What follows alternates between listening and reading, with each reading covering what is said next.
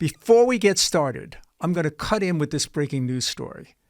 It is Friday after the close, and I'm working on this recording, and it just popped up on my screen. CNBC is reporting that Moody's has downgraded the United States credit rating on increases in government debt. This is obviously a breaking story, and it's going to be discussed certainly over the weekend. And it's interesting that it comes out now with the budget negotiations going on. For the moment, futures are trading modestly lower on this news, at least so far. I'll be working on this over the weekend, and I'll have something to you in my next post. All right, let's get back to the show. U.S. stocks are now 23% off the lows, and the bull-bear debate is getting pretty loud.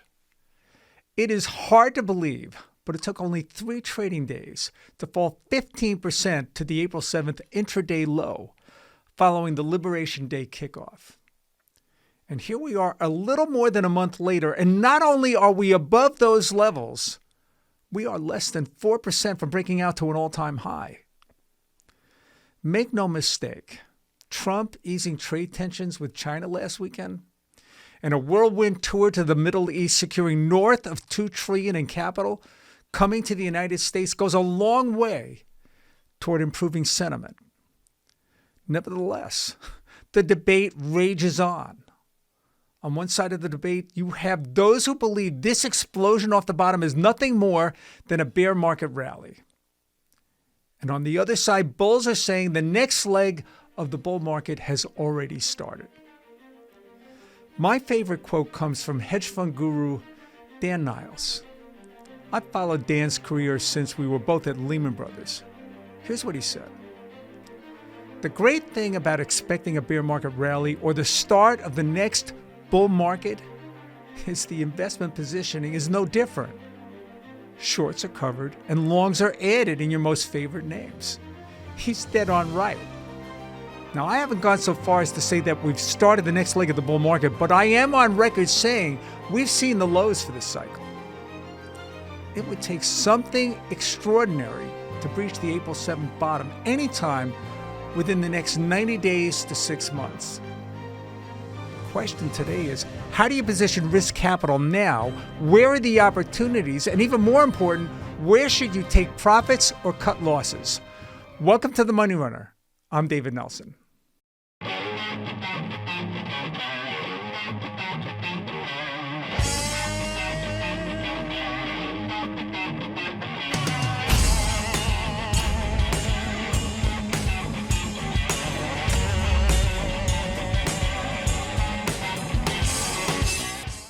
I love starting off the show with charts.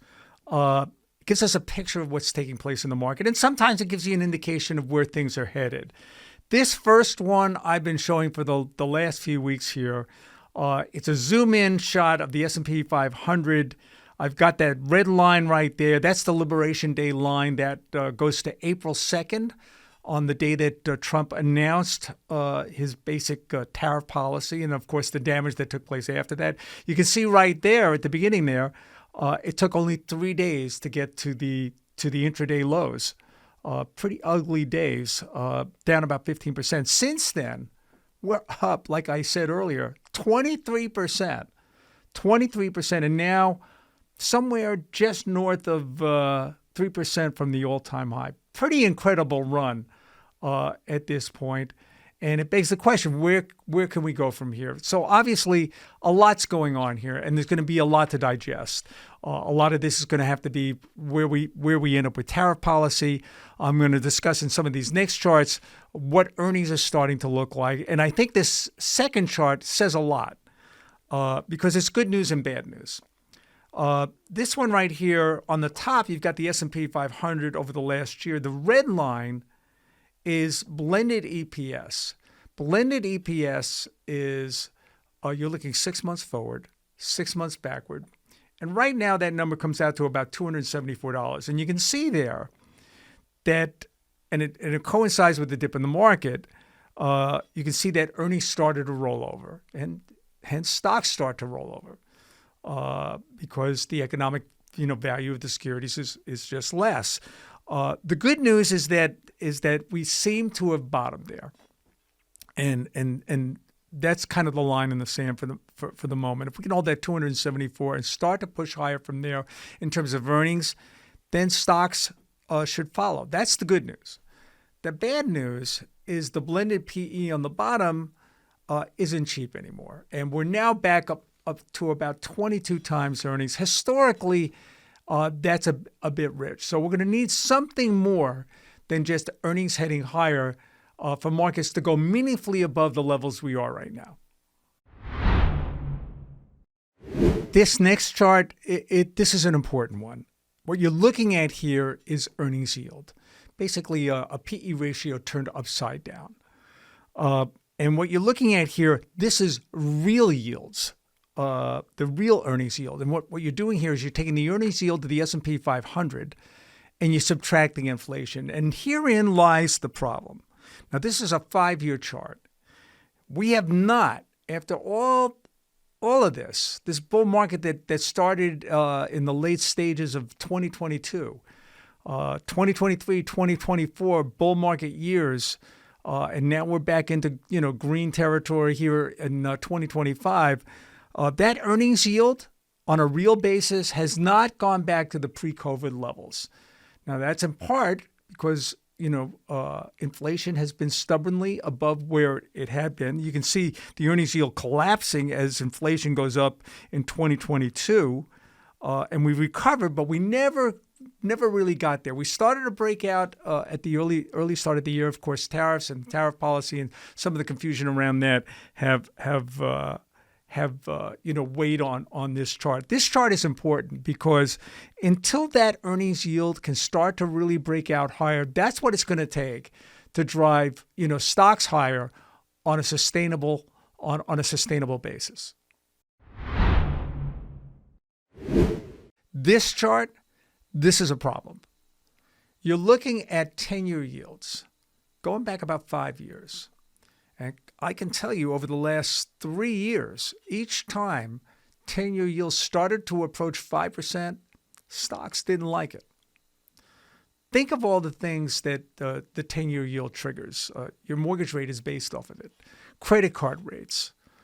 So if that rate goes up, that's a challenge, not just for you to go out and buy a home or to pay off your credit card. It's a challenge for the overall economy. And it's telling me that those that are going to lend money to the United States want more food on their plate if they're going to extend duration, right?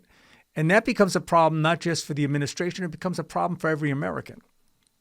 Now, this kind of segues into what I wanted to discuss with some of the negotiations that are taking place right now, and part of what the administration has been trying to accomplish over the last few months with their tariff policy. I think all in, what we're probably looking at is a baseline tariff, on average, about 10%. High enough to generate some revenue for the country, but not so high that companies have to completely abandon their current business model and supply chains. Now, I suspect some of the increased costs will be borne by the consumer, but the rest of it will be eaten by the companies themselves because they don't want to lose market share. Unfortunately, and this is a message to the president, this is not going to be enough to completely pay for the extension of the tax cut, including some of the additional items like no tax on tips and a few others. They're going to have to get it from somewhere else. And that's why the current budget process is so critical, and these negotiations are taking place right now. At least as of today, Friday, some Republican holdouts like Representative Chip Roy of Texas and Ralph Norman of South Carolina and a few others stopped the budget committee from advancing the legislation. So over the weekend, you can bet there'll be a lot of wheeling and dealing if they hope to get this in front of the House for a full vote next week. Representative Chip Roy makes some good points on this about demanding more reforms for Medicaid. These reforms, despite what some people are going to tell you, are not going to cut into the benefits for those who need it. He points out that we are spending $620 billion a year on Medicaid compared to $400 billion in 2019. Now, I haven't done the work on this, but he believes we are funding Medicaid 7 times higher for the able-bodied than for those who actually need it. Those are pretty big accusations. They're going to have to be at least debated. All right, stay tuned on this because I suspect we may hear more on this before the weekend is out. Finally, what should you sell? For starters, anything that blew up, had a bad quarter, but got caught in the updraft for the last few weeks. The tide lifted a lot of boats, including some stocks that didn't deserve it. Take the win. It's a gift. You have a second chance here. Sell the stock if it no longer meets your objective. If you think one of your names has approached fair value, sell that too. I've done that. I've sold a few names. I took profits in Monolithic Power, MPWR, recently. CrowdStrike, happened to catch it just right. Pretty expensive stock, had gotten a fair value. You should do the same. Another one we did on Friday, and this was not a full sale. We trimmed the position, went from a market weight position to something less than that, was Amazon. On the name a long time, fabulous company, all right? So why did I sell it? Well, I trimmed it on Friday for a few reasons here. Look, like I said, this is a fabulous company, but it wasn't a great quarter. However, it wasn't anything I heard in the quarter or the commentary from management or even all the noise about tariffs. It wasn't that. It's what I heard on the Walmart call, believe it or not. All right. Obviously a competitor. Amazon is the e-commerce powerhouse. Walmart is the brick and mortar store. All right. Well, that's starting to come together here. All right. Walmart has some of the same challenges as Amazon, but for the first time, its online business went profitable. They're a newbie, remember? And it's exploding hand over fist. It's really growing fast. All right. E-commerce at Amazon growing at 22% compared to Amazon at just 6%. Online ads, all right, grew at over 50%. Now, obviously, from a dollar perspective, Amazon dwarfs it, all right? So it's still early in the stages for some of these items for Walmart. But you can bet if they're doing it this fast, this is a powerful company. They're going to take some market share here. So I decided to trim back the Amazon position, added it to Walmart. All right. It's late Friday. I want to get home to my wife, grab some dinner. That's it for this week. Hope you enjoyed the pod. If you want to learn more about yours truly, go to my Substack site, dcnelson123 at substack.com. I'm David Nelson, and this is The Money Runner.